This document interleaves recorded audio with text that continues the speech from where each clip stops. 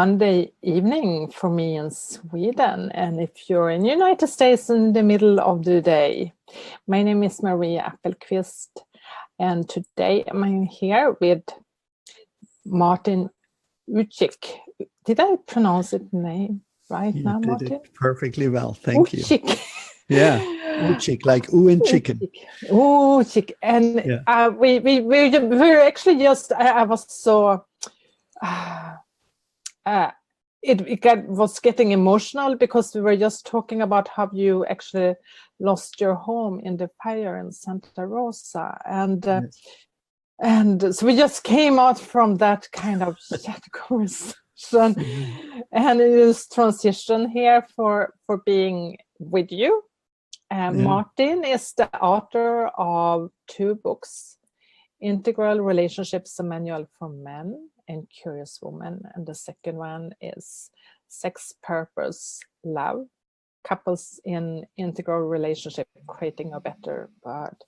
And and I also had the honor that you were doing one of the editor reviews on my book. So you really know what I'm. Look at that. It's like a Bible, 800 pages. It's a big book. Yeah. Yes.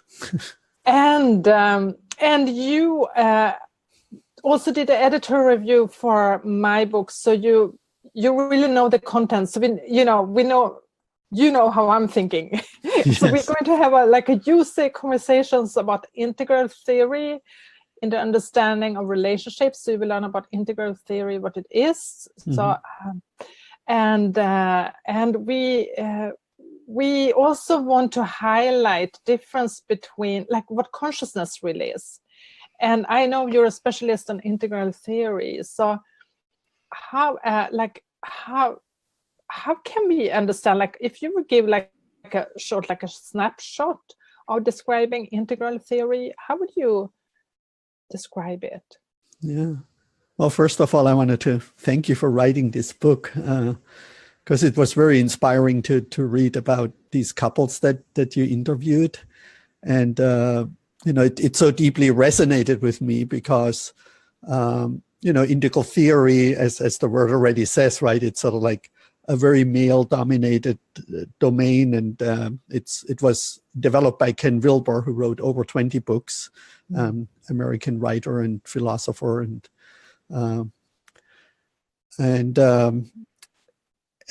what was always fascinating for me was that I could bring integral theory into relationship, into embodiment. So a lot of people kind of think I'm this heady propeller head who theorizes relationships. But it was for me actually the other way around, that I was married twice, for 7 years, then for 14 years. I have 4 daughters totally. I separated from my second wife in 2002 and threw myself in Northern California into this new age dating world. And as you probably can hear by my accent, I'm from Germany originally, and always had these traditional relationships where I'm, the provider, mainly in the family, and kind of expected my wife to follow me around and to support me in my work. And I was an entrepreneur. I had my own business and things like that. And then, I dated for 4 years because actually, I only had sex 2 times in my life until I separated. I mean, not 2 times, with 2 women. My first wife, I had sex and I married her, and then I had sex with my second wife and I married her. So I thought, if another woman sleeps with me, I'm going to marry her and we're going to live happily ever after. And that didn't turn out that way. So I mean, I had a lot of sex then, but I couldn't make a relationship work. And it's already funny me saying I couldn't make the relationship work, right? So I took on this responsibility that it was all about me, right? That there was something wrong with me, why I couldn't sustain a relationship. And so it came really from a lot of pain and from a lot of experience. And then I learned about Ken Wilber's model and could apply that to my experience. So. Yeah, but we must wait. So you came from 2 long relationships, and you had children, and you were really living it too. So in some way, you really managed to sustain relationship, at least over a longer period of time. Yeah. With traditional gender roles, right? Where I was sort of like the patriarch in the family, and the woman was somewhat supporting me, like I learned it from my parents, right? And in my environment. That's so fascinating, because I had an interview with Robert Kendall a few days ago, and he spoke about this demographic change of gender roles, and also how the new way of being for men is confusing, because it's a new role, and what you're describing is living in that marriages representing that patriarch, representing that male role function. And also being masculine, basically, right? And my wife's being more in the feminine role, the caretaker, right? Go ahead. Yeah. So what happens? And then you divorce, and then you're out and meeting a lot of women and having a lot of sex. So what are you learning here now? Like, what's happening? Well, what I learned was, so first of all, and that's where maybe we start with the integral, right? We have sort of like traditional mythic relationships that are more or less based on, let's say, the Bible or some mythic codes, how men are from Mars, women are from Venus, right? We have these divided gender roles. And then we move into modernity, right? Where women get liberated, they're no longer property of their men, they get voting rights and things like that, which you probably covered with your other guest, right? So we have modernity, which is very rational and goal-oriented and enjoying life, creating the good life, right? So couples get together and it's more based on shared interests, shared goals, building a house, making a lot of money and things like that. And then we move into post-modernity, right, which becomes more feminine and more female-oriented, and males all of a sudden are seen, generally speaking, as the cause for a lot of bad things that happen, and that they have to become more emotional, more embodied, right? Integrate their feminine and masculine and things like that, become more conscious, become more aware. So all these women that I dated were pretty much in what I call a new age postmodern environment, which was completely foreign to me. I had no idea about these things, right? I just thought as long as I treat her with respect and make the money and everything will be fine. And so I also had met Eckhart Tolle in 2000. So I was already becoming, very interested in spirituality, and I did retreats with him and was a group facilitator. So first I moved into this spiritual kind of like domain where women wanted to have a man who's spiritual, right? So that, and I covered that fairly well, but then there were these ideas around that I didn't express my feelings very well, right? So women said, we're not communicating well. I said, well, I ran multi-million-dollar businesses, did communication seminars. What's the problem, right? I didn't know what she was saying, right? Until I learned about nonviolent communication, right? And I thought, oh, that's the trick. Now I need to share my feelings and my needs.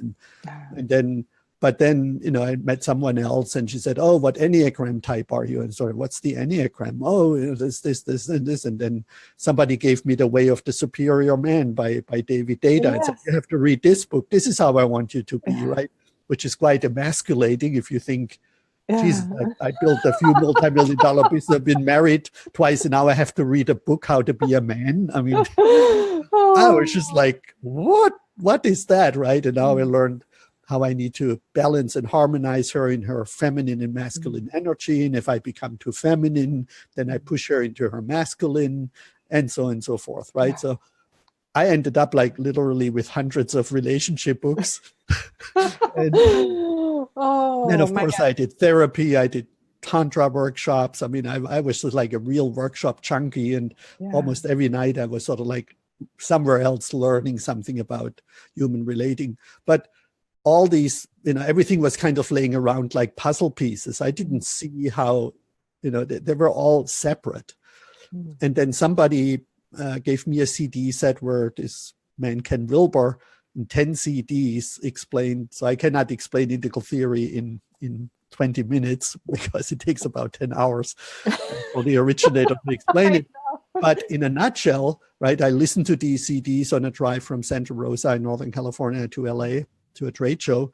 And I listened to them on the car. I got out of the car in LA, drove to a bookstore, bought a book about integral theory, because what it did was that it integrated all these puzzle pieces into a system, right? So and that's probably the difference between holism, right? A lot of people talk about being holistic, right? Where everything is sort of like in a whole, but it's not very differentiated where is left and right and up and down, and where do these pieces fit in? And that's what basically Ken Wilber accomplished, that he created this map of human growth and potentials. And so a few months later, after I had read a few books, another woman left me that I was very much in love with. And we just had come back from Europe, from Paris. And, a week later, she said, Martin, it's not working for me and I'm leaving. And I realized that when I applied Ken Wilber's integral map or theory to my relationship experiences, I could make sense out of why my relationships didn't work. And to my surprise, there was no book that applied his model to relationships. There were on politics and education and psychotherapy. There's probably 50, 100 books that applied to different areas of human life, but not to romantic relationships, which was quite a surprise. And so I spent 4 years just writing my first book, Integral Relationships, A Manual for Man. And in essence, the idea was that man should find out at what level of consciousness development, spiritual development, sexual development, anima animus complex development, these are 4 developmental lines a woman is, and understand feminine, masculine polarities, right? The David Data work, and also personality types. I already mentioned the Enneagram, love languages, Myers-Briggs, introvert, extrovert. And so that gives sort of like a better, more complex picture of our humanity. And then if a man would want to, date a woman, that he would meet her basically at whatever level in these different lines she is.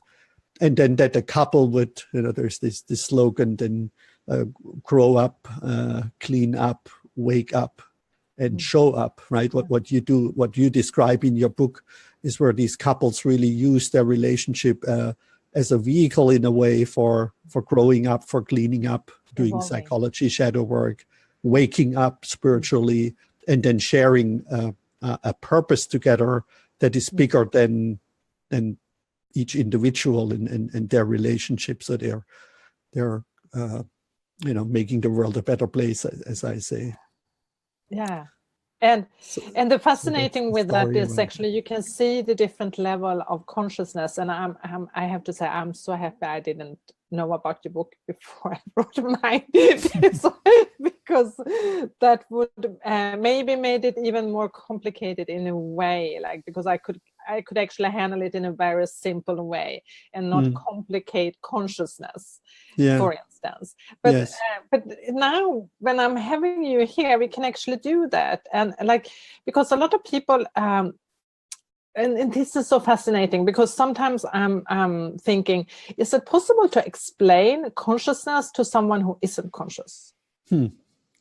That's something that puzzled me a lot of times. Because somehow we're trying, like being a coach or other people's out there being coaches, healers, working with consciousness and working with evolving consciousness, more or less. And I'm really representing the evolving consciousness for the human race. So I'm also seeing that some people they don't go there. They don't seem to want to go there, and they are not ready to go there. Yeah. And it, like, should we even try? Is it like, and here I think when you're in that area, there is where you also become stuck in relationships, and because you're not aware, you don't know how to communicate in a way that is successful and connected, and how to create intimacy. And then it just, something that instead of continuing bonding together, something else is happening, and you stay for tradition and long-term service rather than actually connection and intimacy. So how can we understand consciousness, Martin? Yeah. So that's so Ken Wilbersberg, just to mention that quickly, has 5 components, and one is levels of growth, of consciousness. So you said a few interesting things. You said evolution of consciousness, right? And so that implies that there is sort of like a progression from low to high, right? So, and that's what I'm using in my book. And that creates sort of like a hierarchy. Yeah. So it's not that in technical terms, or that people are conscious or unconscious. All humans, when we wake up in the morning, we cannot help to become conscious, right? Our mind starts to think, and we're going from the sleep state into the waking state, and when we're awake, we're conscious. And so I make a differentiation between awareness and consciousness. So you could say, you're working with a couple, or they have a conflict, and you could say, are you aware that you're getting defensive right now, or are you aware that you're getting angry, or are you aware that your partner is not looking happy, right? So unlike animals are also aware of night and dark, or that there is another dog running around, right, or something like that.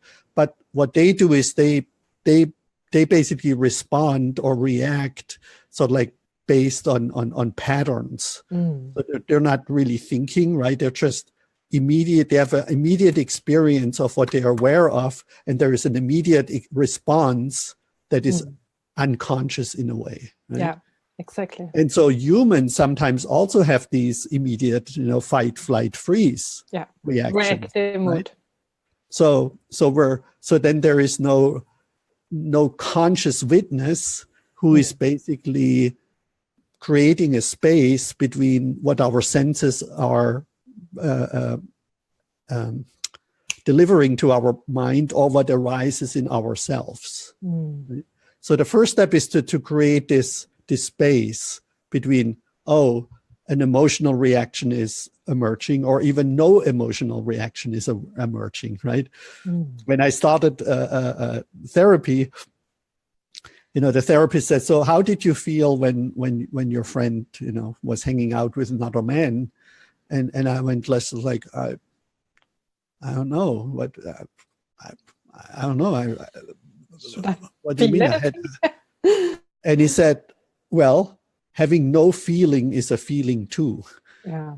That lifted such a big, load from my shoulders that I didn't feel this pressure. I have to feel something now. I said, well, I felt numb. I felt empty. Exactly. That's a feeling too, right? Yeah.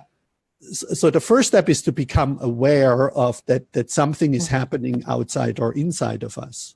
And so that's not becoming conscious, right? Awareness is just, you notice that something is happening, right? Yeah. And then consciousness in integral language then interprets what you became aware of, right? And that interpretation comes from different levels of consciousness in humans.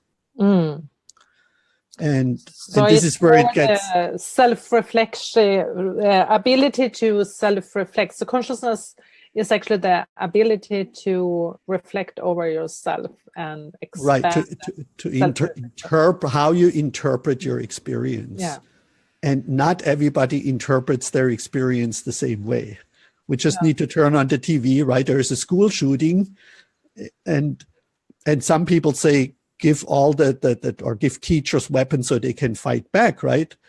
So they look at the same event, and other people say, no, let's take all the weapons away, right? So they're aware of the same event, that school shooting happened, but their responsibility, their reaction to it is very different, right? Yeah. And that could be, if we want to use that as an example, I'm really afraid. I don't want to go to a school. Schools are not safe. I want to homeschool my kids, right? That would come from a very fear-based situation, right? Another reaction would be, we should just kill all these fuckers, all these and you just have this egocentric, push back as hard as you can, right? That would be another reaction. Another reaction would be, we need tougher laws, and in the US, not take away the guns, but put more people into jail, we need more rules. Right? That would be another reaction that's more evolved than just let's kill all these fuckers, right? You just make more distinction and say, oh, there are actually good people and there are bad people, right? So you're in this right-wrong thinking, right, pattern. Another reaction would be, well, let's all calm down first, right? And let's not be emotional here, right?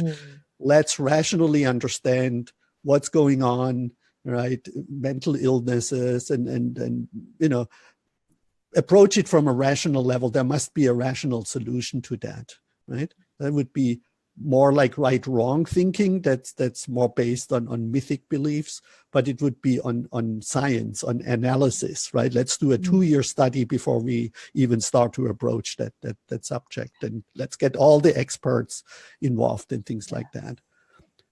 Another reaction would be no, we should really be in touch with our feelings and have compassion with the victims and understand what the underlying emotional problems of these humans are who do something like that, because they're inherently not bad people. Everybody wants to be loved, right?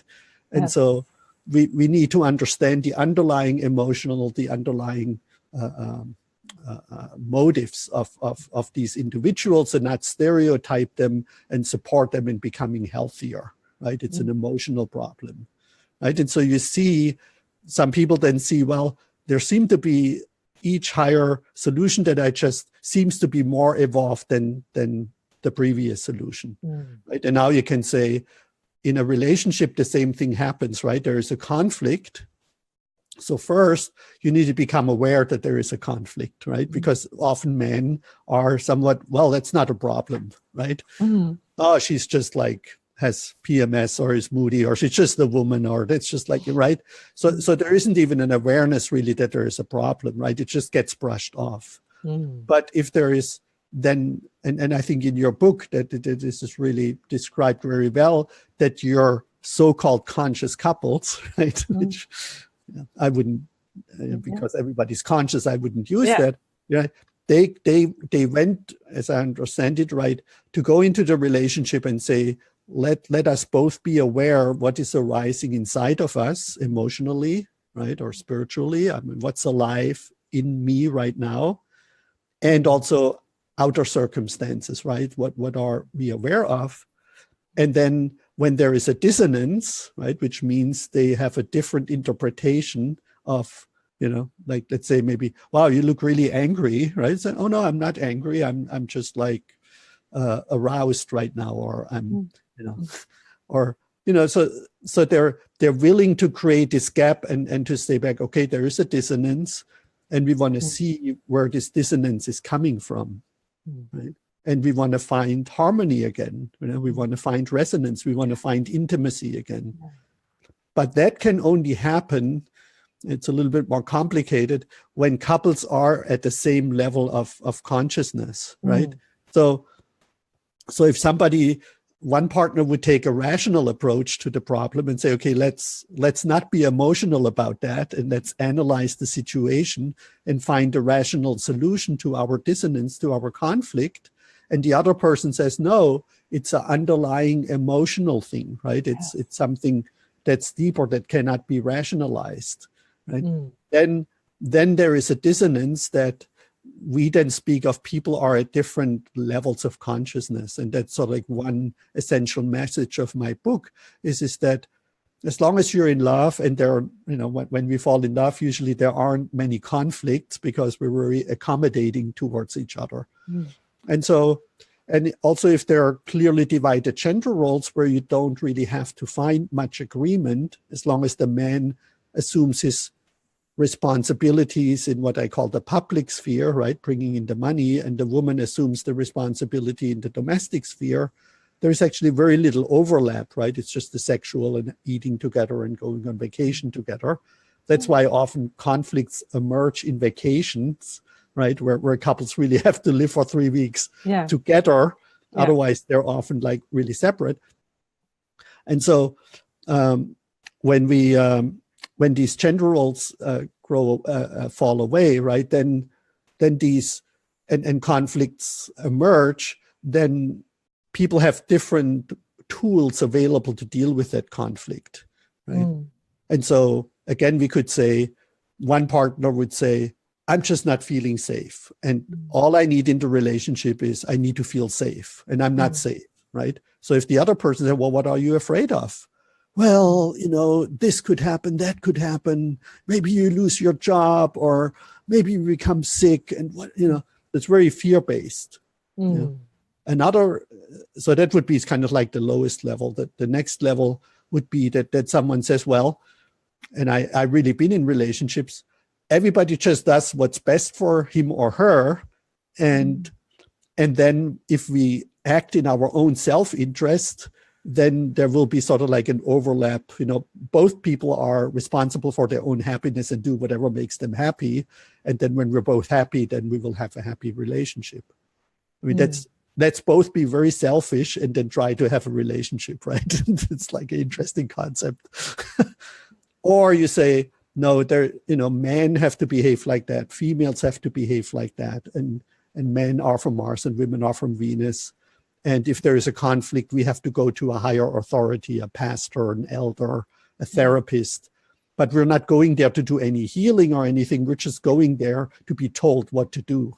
And then we follow that advice. Or we can say, we have to look at that from a rational perspective, right? And how it's usually, how can we agree to disagree or find a win-win solution and focus on desired, what is our interest? Let's not focus on the problem, but focus on the interest, right? Getting to yes without giving in is the book sort of like that describes these negotiation tactics that we would use in business. We bring them into the relationship. Or we go to the level of nonviolent communication. So, when I observed you coming home late, I felt angry because I have a need for trust, right? Or knowing what's going on. Would you be willing to call me if you're going to come late? And so you express needs and feelings and make a demand and things like that. And you're also willing to do some shadow work, right? And say, well, why did I get angry? Was that a deeper wound touch because my father or my mother always, didn't care for me and things like that? And you're really engaging in that kind of work. And then what Integral does, and I'm just also looking at time a little bit, so I'm not yakking on it on here, is, so that's kind of like the next higher level. Integral recognizes all these previous stages. Because the fascinating thing is that once you see all these stages, you wonder why other people don't see them. Yes. But to our amazement, right, everybody who's integrally informed constantly runs into this space where people say, no, it's all about safety. No, it's all about my self-interest. There are no levels.